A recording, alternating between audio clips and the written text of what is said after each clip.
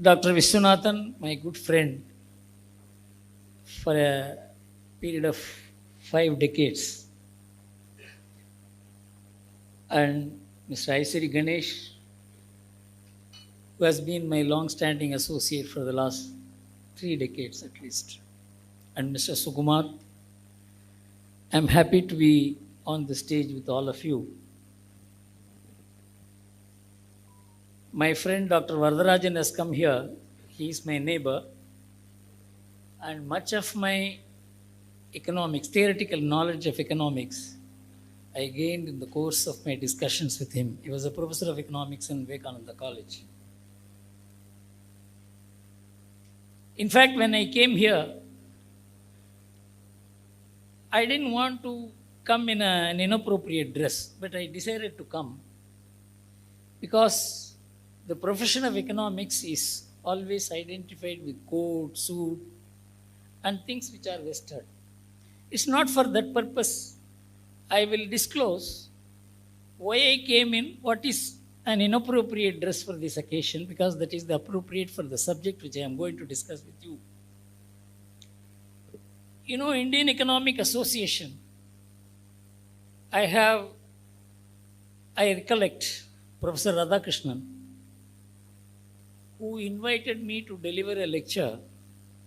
10 years he waited for that lecture because I had delivered that lecture in C.P. Ramasamy Foundation when communist system has collapsed in the world. That lecture was a very big hit. So Professor Radhakrishnan, who was in that audience, he said, you must deliver that lecture in Indian Economic Association platform. I told him, once you have said that that's an outstanding lecture, it should not be repeated. I don't know how many of you know that there was a tie cricket test between Australia and India, Australia and West Indies in 1960. I don't know how many of you know it. That was the first ever tie test in which there were 4 runouts by Australians. 4 batsmen were run out without being able to score 1 run. If they had scored 1 run, they would have won. In that, the first run out was by one Solomon. He threw the wicket down from where he could see only one stump. He was in the square leg. When he threw the wicket down, afterwards 3 more run outs, that match ended in a tie. Afterwards, Solomon was asked to make the throw 100 times. He could not hit the stump. So I said, these things happen only once.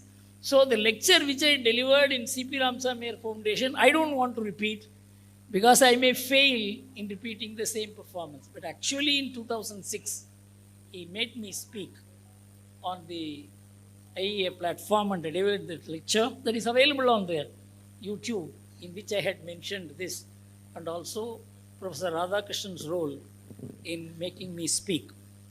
Indian Economic Association is one of the oldest associations thinking about economics in the context of India.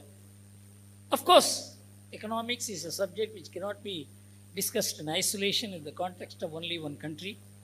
It is an interrelated concept. It's connected to international trade, international finance, international systems, governance. So, this is an august and a very respected forum, and I'm very happy to be invited to speak. And I know all of you are trained economists or students of economics, and in a sense, I am a trespasser into economics. I learned economics from the streets of India, the industrial clusters of India, the community-based entrepreneurship of India, and the economic history of India. In fact, much of the discussions that are taking place today do not have relevance to the economic history of the world or of even India. For example, Karl Marx said in an article which he wrote in 1853 in the New York Herald Tribune where he more or less said that India had some kind of a primitive socialism. It doesn't have a huge difference between the producer and the consumer, and there is not much of exploitation. This is how he described the Indian economy in his article in 1853. But he said this country has not changed for the last 2000 years. It is worshipping cows and monkeys. It is a semi-barbaric society. This country cannot develop. In the same way, Max Weber, some 50, 60 years later, he theorized that only Protestant Christian values will enable a society, a country, to adjust, align its economic development. And even Catholic societies cannot do it. And he was right, because all the Protestant nations were growing and all the Catholic nations were stagnating. And he was absolutely right so far as his study of the two societies were concerned. He had done a lot of study. But he wrote two books, one, The Religion of Hinduism and Buddhism, in which he said these two societies can never develop economically because they believe in karma and rebirth. Once you believe in karma and rebirth, there is no initiative, there is no enterprise, so capitalism cannot work in these two societies. But it is a conspiracy of historical chronology that the findings of Angus Madison and Paul Byrock, which came in 1980s and 2000, said, for 1700 years, India was the leading economic power of the world. If this study was available before Karl Marx or before Max Weber, they would not have made that assertion. They talked in ignorance about India.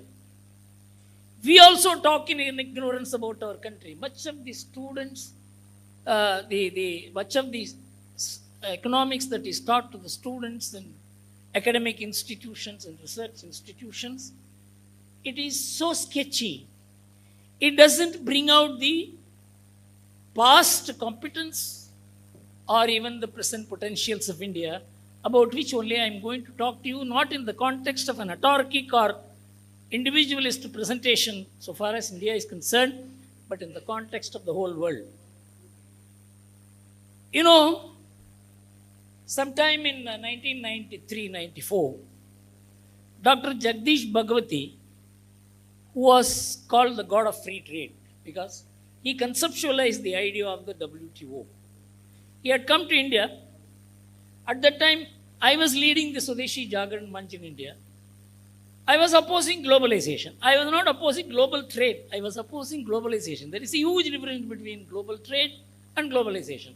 Of course, at that time, it was not possible for anybody to listen to anything that is said against globalization. And so we were all trashed as Neanderthal economists trying to take the country 500 years back. In fact, in Administrative Staff College of India, when I was speaking to a very elite audience of almost 1,500 people, when I was explaining how the idea of WTO is misconceived, it can never work, globalization is bound to collapse, one person in the audience stood up and said, people like you must be shot dead because you are taking the country backward. This was the extent of opposition that we faced for expressing a viewpoint which has no proof to be correct. So we all faced, we were swimming against the current, we were swimming against a tsunami.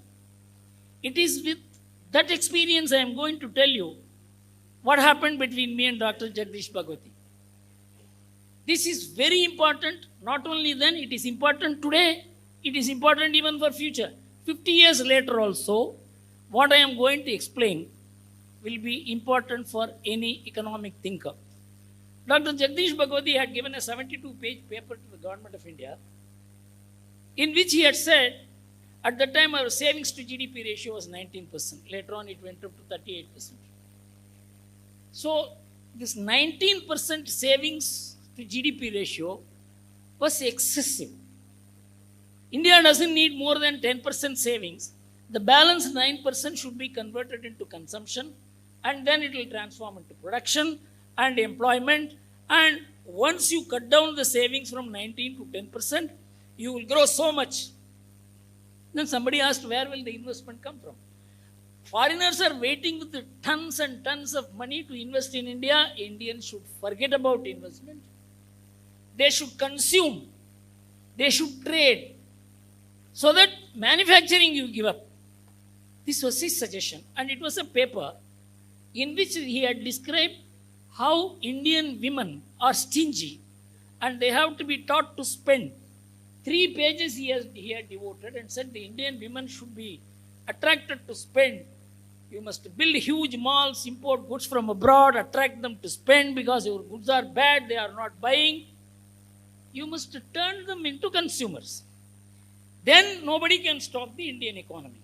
But the problem is with the culture of Indian women who do not spend. So I opposed this. I said this is a ridiculous argument. No country can hand over investment to some other country and only consume. It's a very foolish idea. So somebody went and asked Dr. Jagdish Bhagwati, Mr. Bhagwati, you are saying that we should save less and spend more. And Mr. Gurumurthy is saying that it's inappropriate to this country. He said, who is Mr. Gurumurthy? Somebody said, no, he is also an economist. How? If Gurumurthy is an economist, you can call me a Bharatanatyam dancer. This is how we were all trivialized. We were abused. We were made irrelevant in the global discourse. But fortunately, because I was the only person who was expressing the alternative viewpoint, the media could not ignore me and they gave me the kind of prominence that was needed to counter their opinion. But the important point I am going to relate to you is something funny. I had written an article in the Indian Express in the year 2002. The title of the article was Savings as Sin, Spending as Virtue. This was the title of the article, a short article. This article was picked up by the Hudson. You know, Hudson is a very important investment advisory institution in the world. And they had taken it up and they said this is something to make you think. This was in their monthly report in which they said one of the members, that lady who was the editor of the magazine, she writes this. One of my members sent this extract to me recently and he has graciously allowed me to send it to the rest of our members. It definitely made me think. It made me think so much that I have dedicated this e-bulletin to looking at the way I can help some of our members to stop spending and start saving. The article is, I am going to read out only a small part of it. New economics, also known as New Age economics, this is in my name. Why does the rest of the world follow US? The secret lies in that the Americans spend, they hardly save. In fact, they use their credit cards to spend their future income. This fact makes it so attractive to export to the US. US imports more than its exports year after year. This I am writing in 2002 when the US current account deficit had not become a huge issue. The result, the world is dependent on US consumption for its growth. By its deepening culture of consumption, the US has habituated the world to feed on its consumption. The US needs money to finance its consumption and the rest of the world provides that money. So, rest of the countries earn money from US and lend that money to US for US to spend that money, and it keeps on going. This was a very dangerous game the US began playing in late 1990s. At the time it was not even noticed. In fact, I used to read headlines in Financial Times. The US consumers keep the world economy going. But how are they? They are not doing out of their income. They are borrowing from the world and importing goods. And that is how the American economy was growing.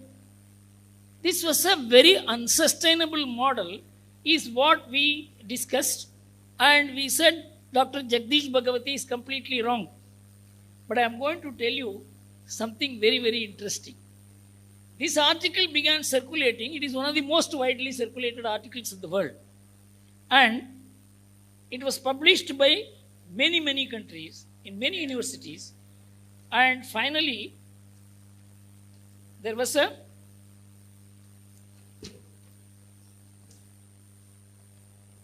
report. Savings is sin, spending is virtue. This article which I wrote was actually credited to Dr. Jagdish Bhagwati. 10 years later, Jagdish Bhagwati said in 2002 that spending is virtue and savings is sin. This article credited to Dr. Jagdish Bhagwati. Surprising, because I had attacked Dr. Jagdish Bhagwati in this article, but this article began circulating in the name of Dr. Jagdish Bhagwati. Why I am saying this is, when I was called the Bharatanatyam dancer, then 2 years before, the former finance minister of India wrote an article in the Indian Express that Modi is being advised by Bharatanatyam dancers on economics, referring to me. So that is why I wanted to come in a dress which is near a Bharatanatyam dancer's dress to tell you economics does not mean wearing coat or suit or speaking in English.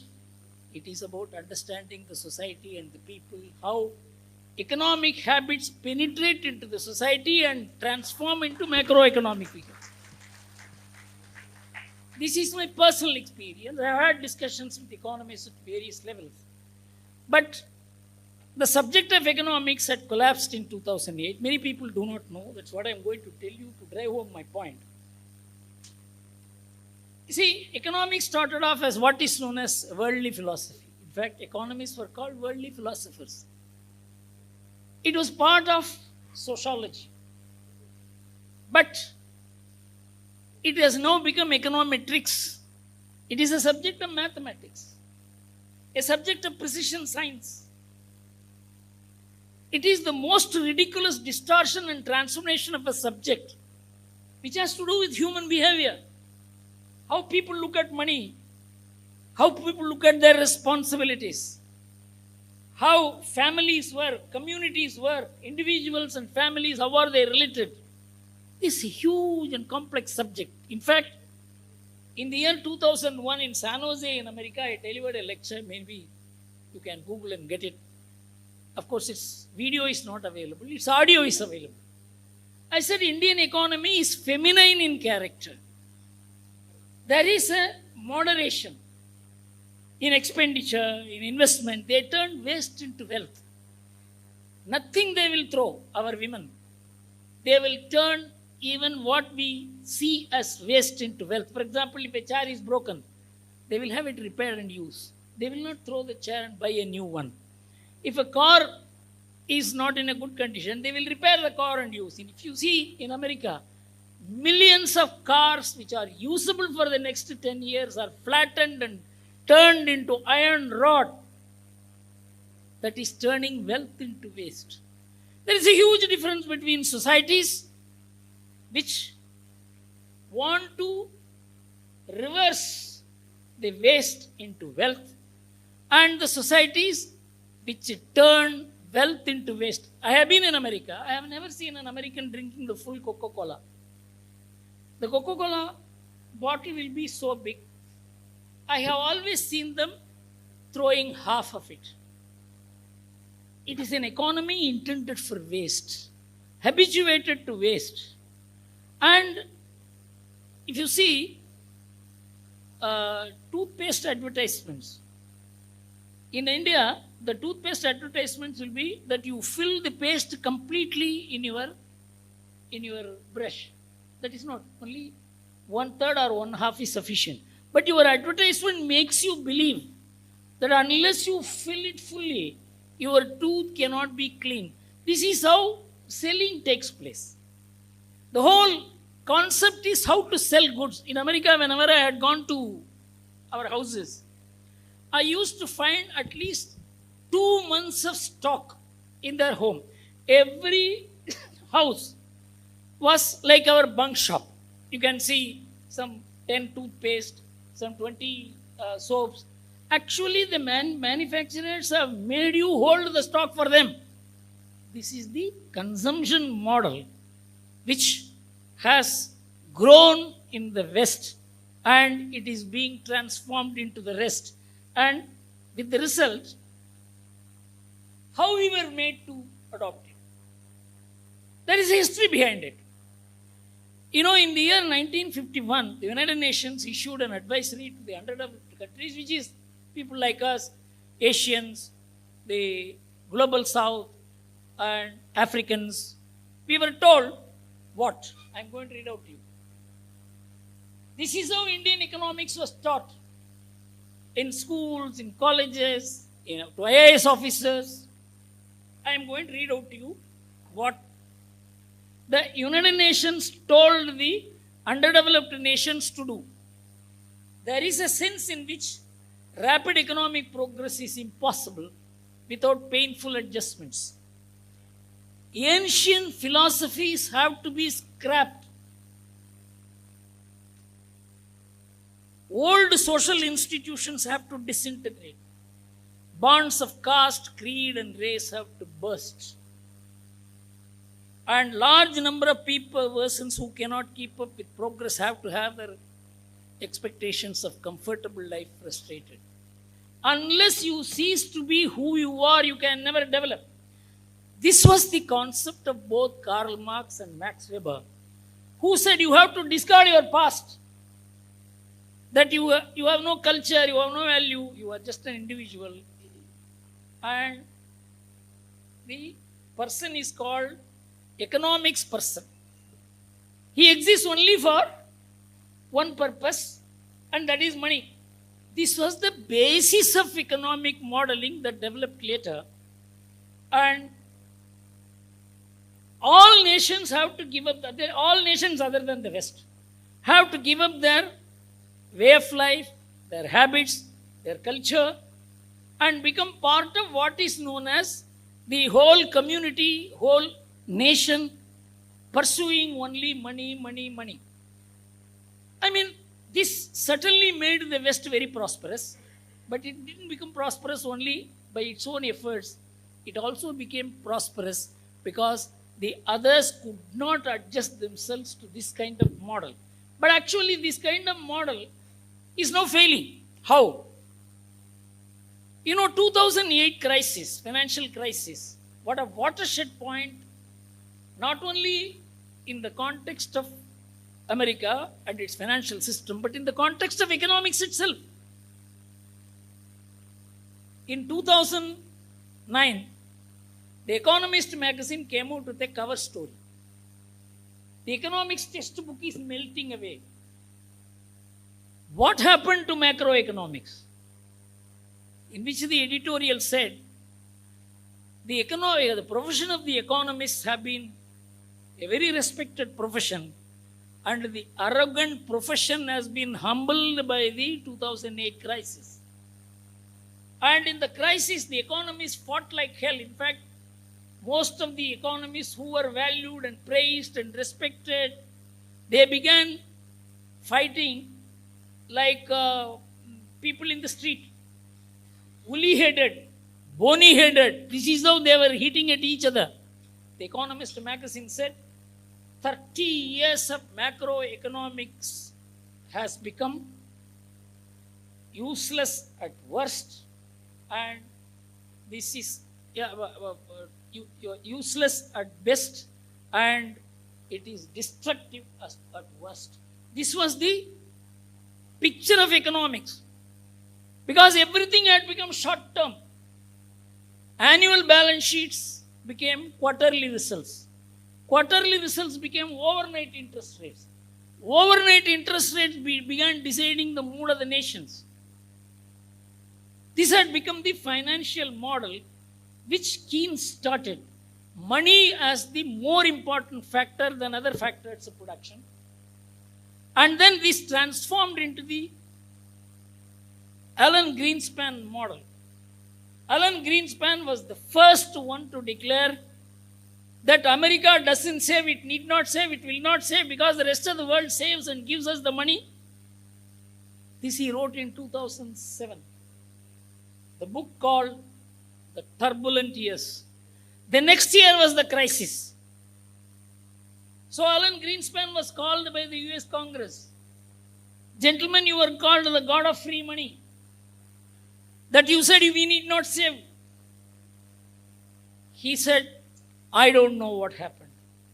I trusted the Nobel laureates' theories. I trusted the computer. I trusted the software. They were all world class. But everything has collapsed. I don't know how it collapsed. This is called Alan Greenspan's mea culpa, admission of guilt.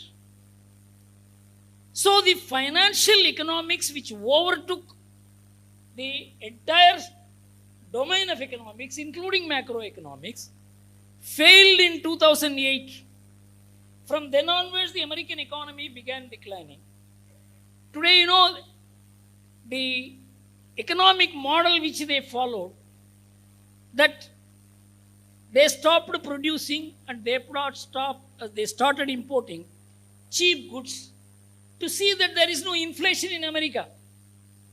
America bought cheap goods from outside to see that there is no inflation in America. If now Trump is now reversing it, America is now hit with inflation because the cost of the goods is becoming more.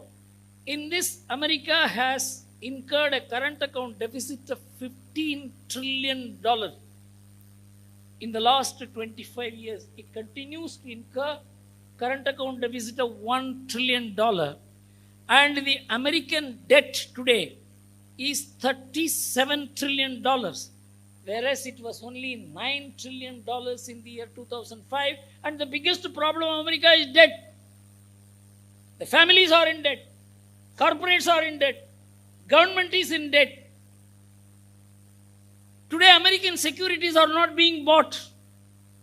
The biggest problem of America, now you must have seen in many of the YouTubes which are coming of American experts speaking, that if China sells 500 billion worth American securities, America will become insolvent.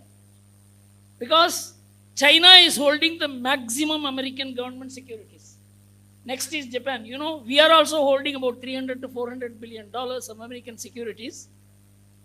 These securities are not represented by the real worth of America. That is the problem of Trump. Don't think Trump is doing anything harmful to you. He is trying to rescue the American economy because of 25 years of lavish and worthless lifestyle which they have been leading. He is now trying to correct. From the perspective of America, he is right. But America has cheated the whole world, saying that if you follow like us, what we do, you will develop.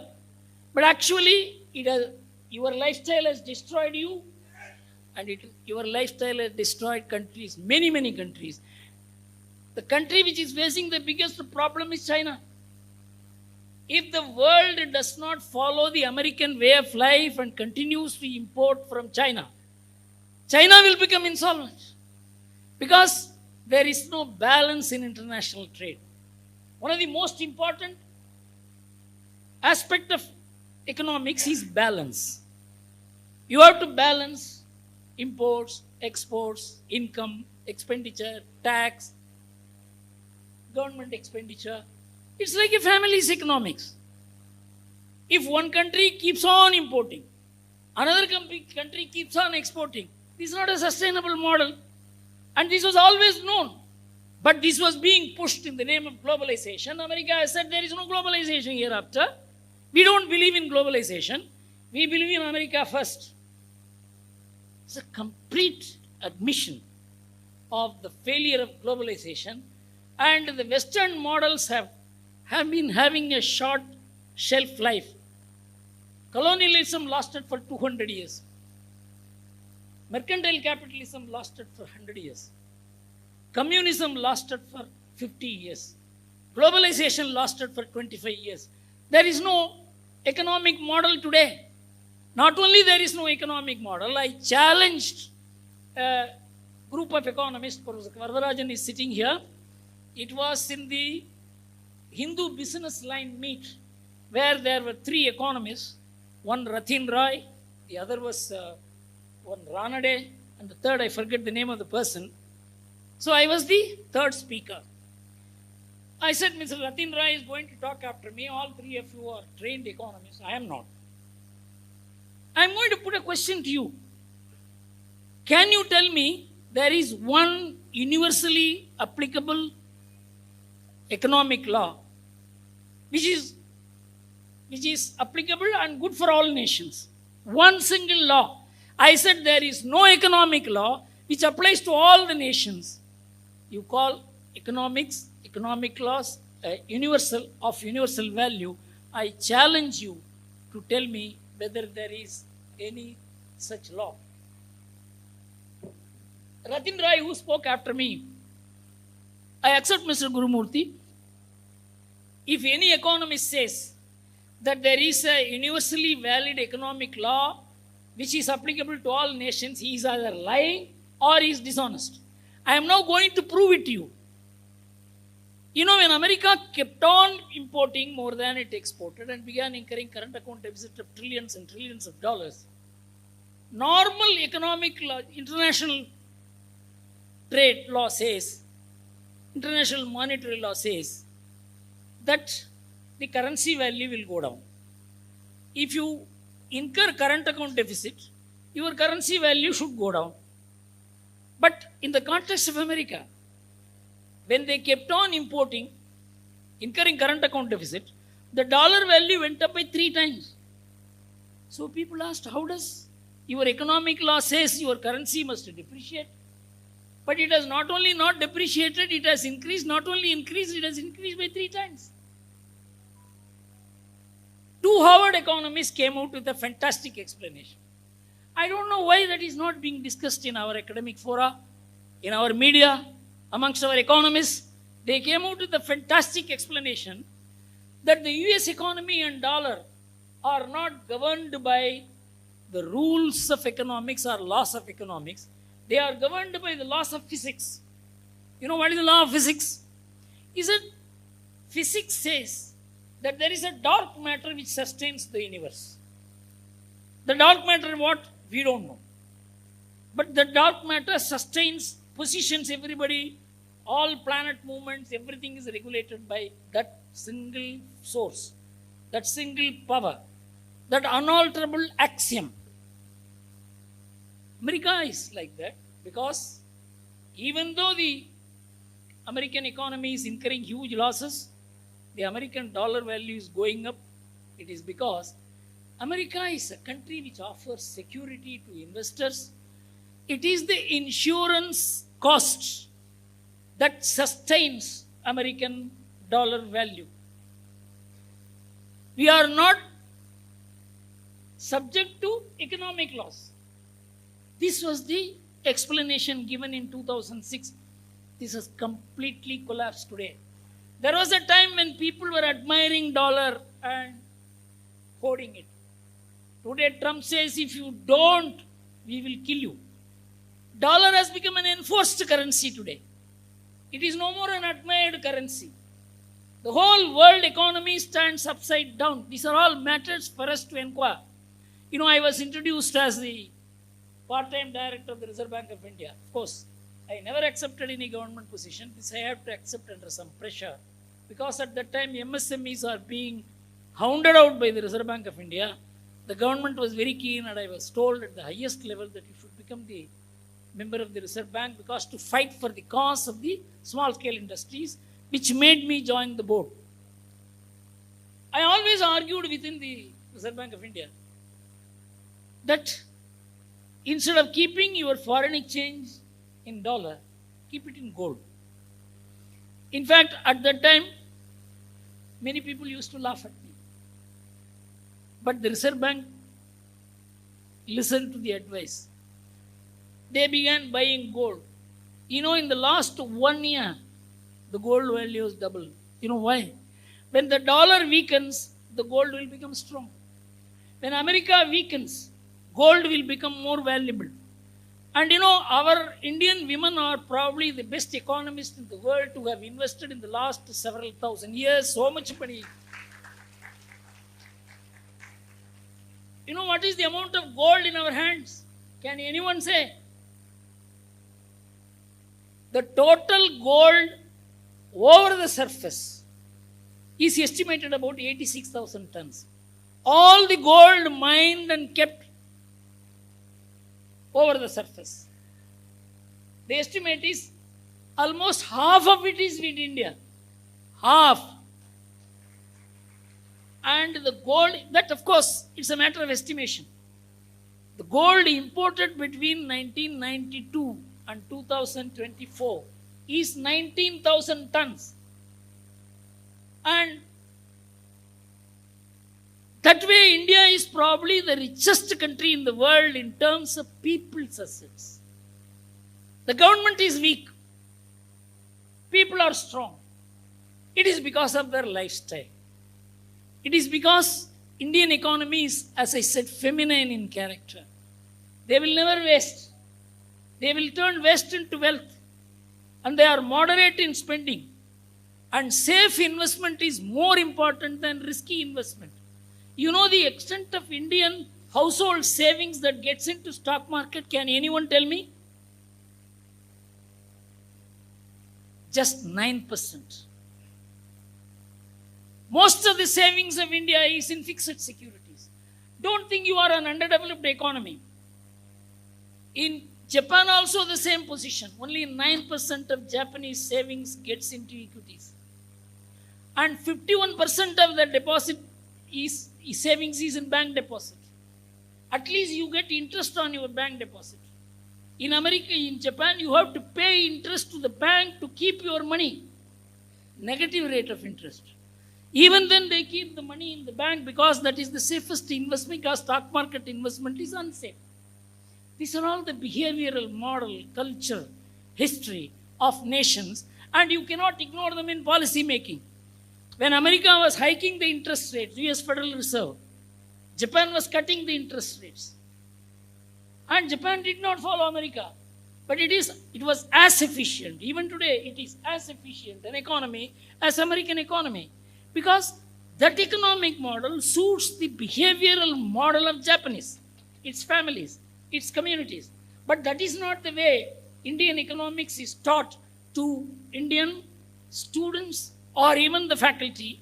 And we just look at what is happening in the West and carbon copy it and follow it, so that we have a situation where the economic thinking is inappropriate to the people of India. So my appeal is that you should definitely look into how economics should be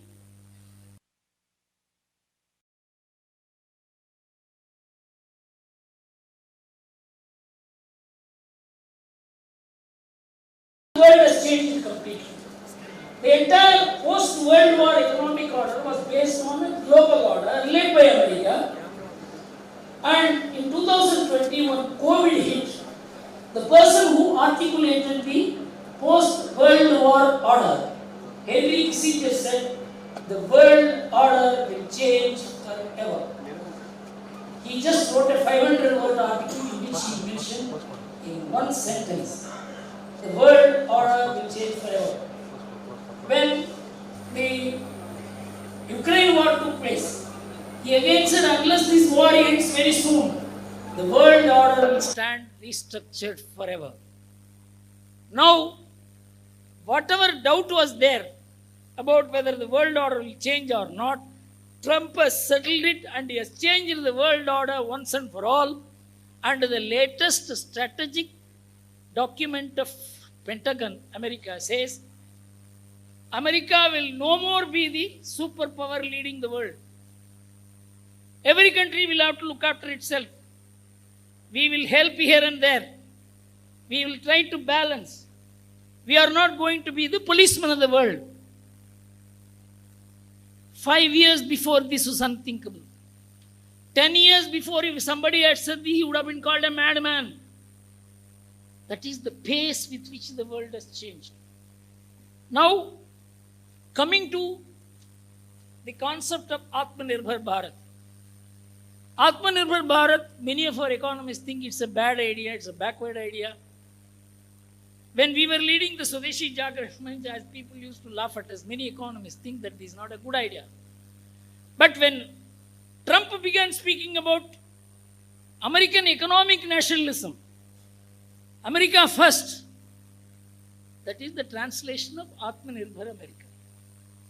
Every country will have to now readjust its economic thinking to the way of life of the people.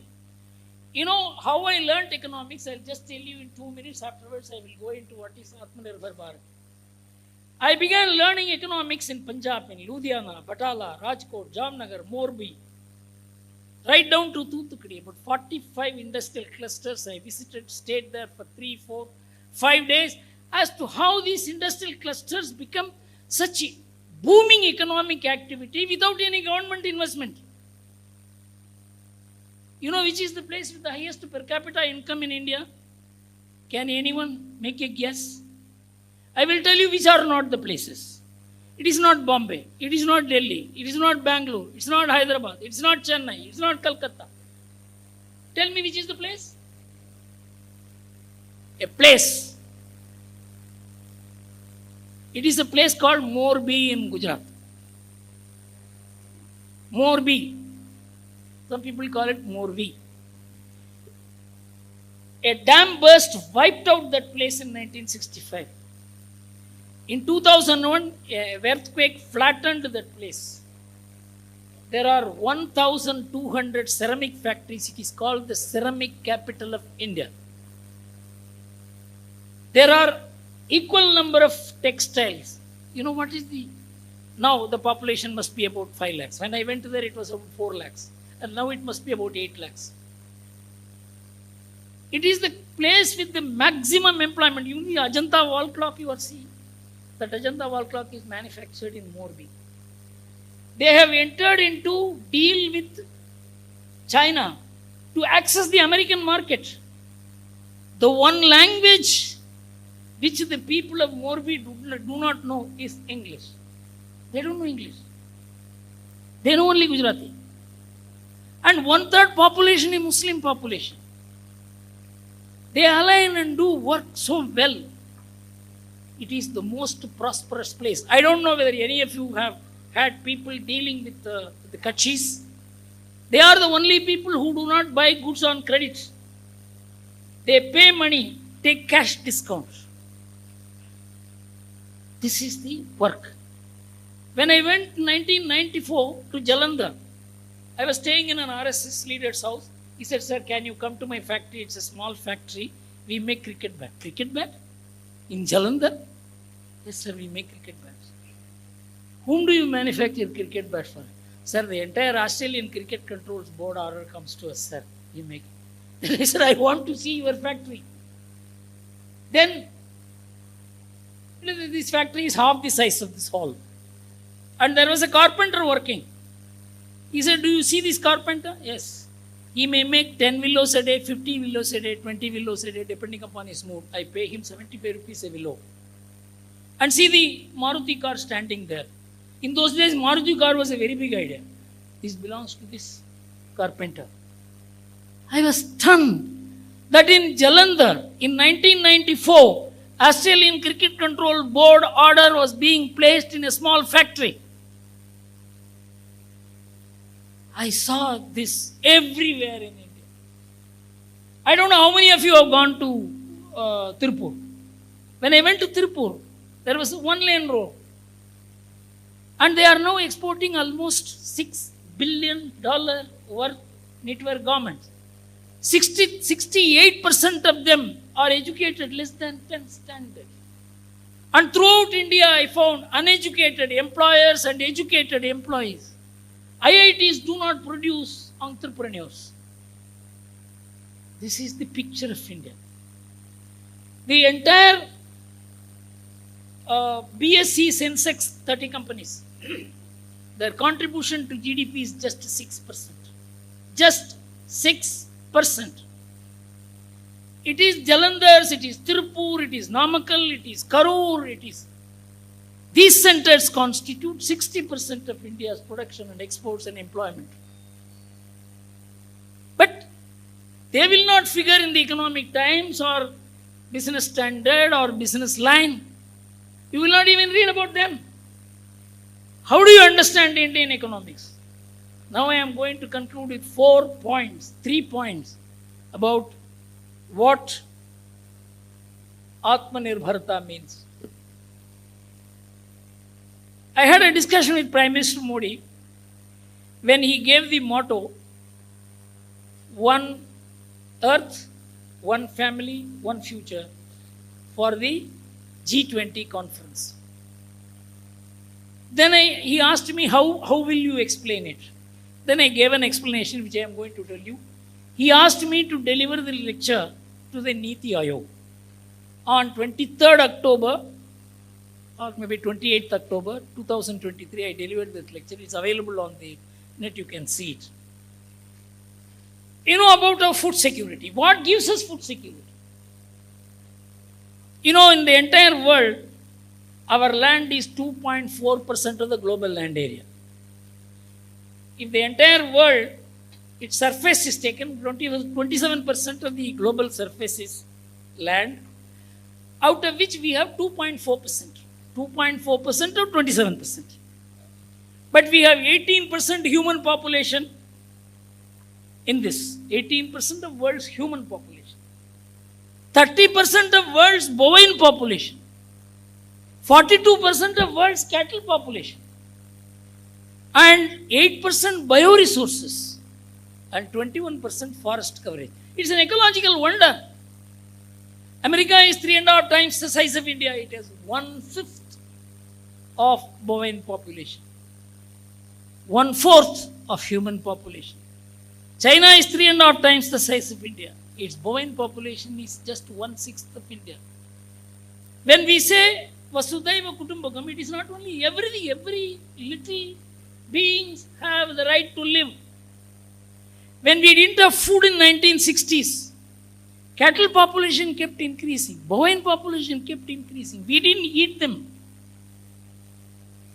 What makes India's food security? I am going to give you a stunning statistics.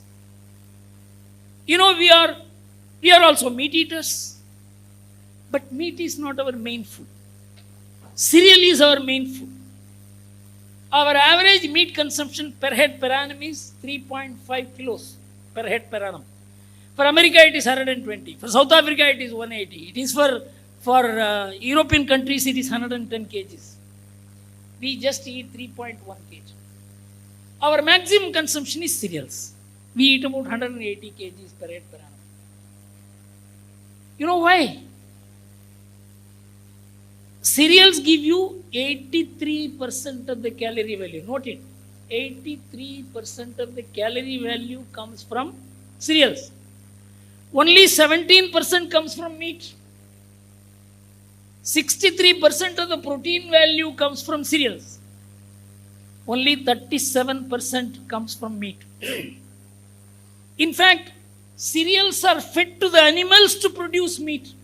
That means you feed 83% calorie value to get 17% calorie value.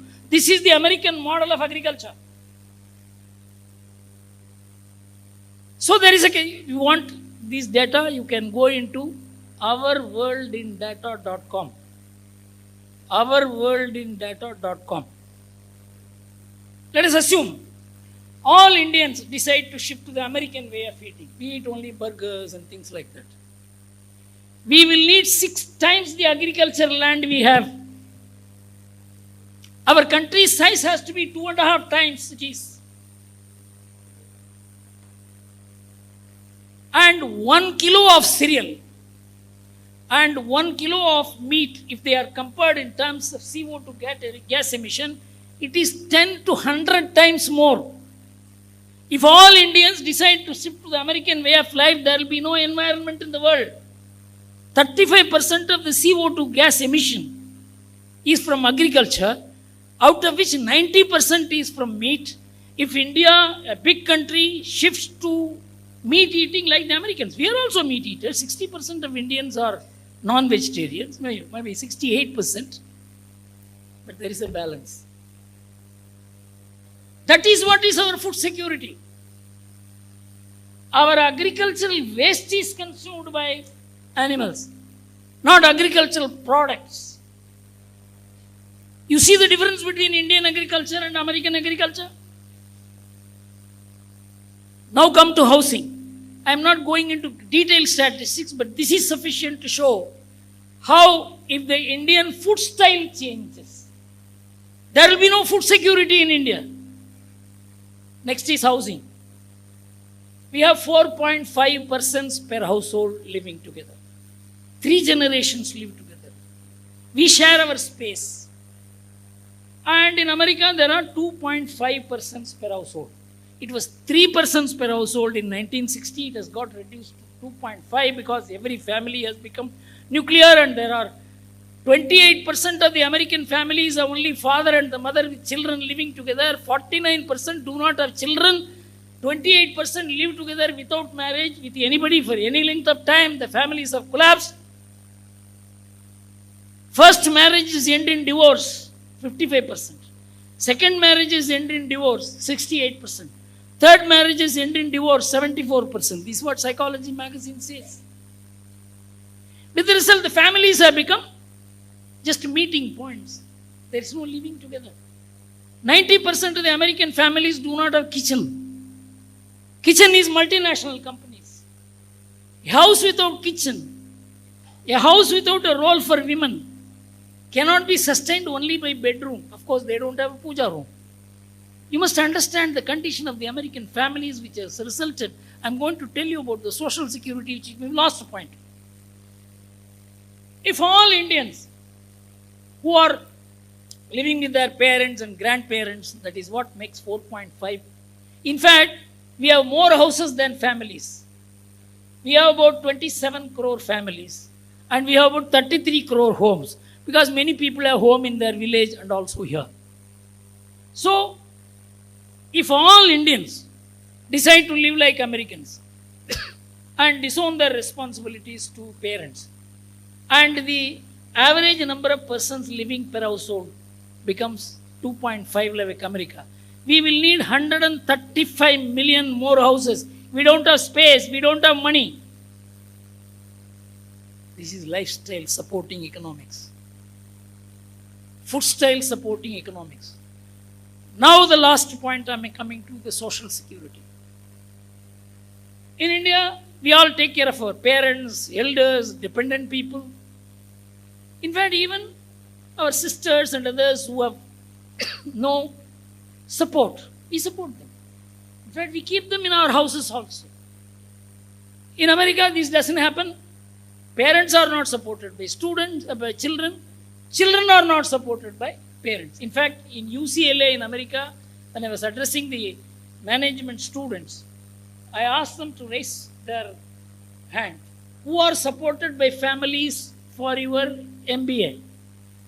In an audience of about 150 or 200, I said, Indians don't participate in this. Only non-Indian students participated. Almost nobody raised their hand. Family supporting, nobody raised their hand. I asked the Indian students, please tell me how many Indian students you are supported by families.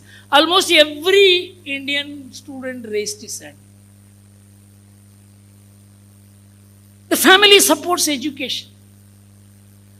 And because of that, we support elders, we support children, children support us. This mutual, parasparam bhavayantaha, this is what Bhagavad Gita says. The society survives because of mutual support. The younger generation supporting the elder generation supporting the younger generation. This is what the American economist said. You note the book, very important book, US Economy in Transition 1980 by the National Bureau of Economic Research, in which people like Milton Friedman participated. The economist said, don't interfere in the intergenerational obligations. Let the elders support the youngsters, let the youngsters support the elders. But the American politicians did not listen. They said, you don't worry.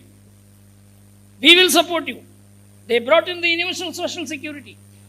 You just pay 12.5% tax, or forget about your parents, grandparents, brothers, sisters, children. We will support.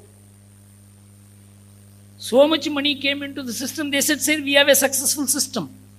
But when the American population began dipping from 2006, the deposits into the national security dipped and the withdrawals from national security increased.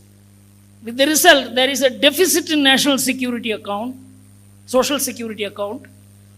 And if the future burden is reduced to the present day value, the deficit in US national security, social security is $72 trillion.